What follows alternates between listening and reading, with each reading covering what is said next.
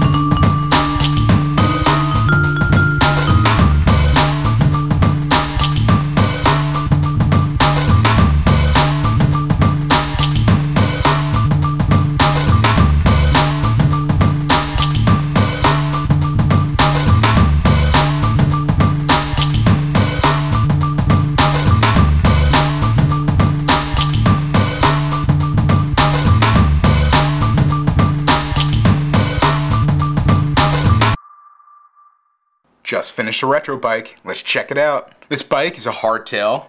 It has functioning chains, shocks, and pistons. It even has a kickstand. The detail on this bike is exquisite. From the grips to the exhaust pipes to the gas tank, they didn't miss a beat. This Technic bike takes a bit more precision and effort, but it's certainly worth it. The details in this bike are exquisite, and the functioning motor is probably my favorite part. If you'd like to know a little bit more about this bike, you click the link in the description below. Now let's hit the road.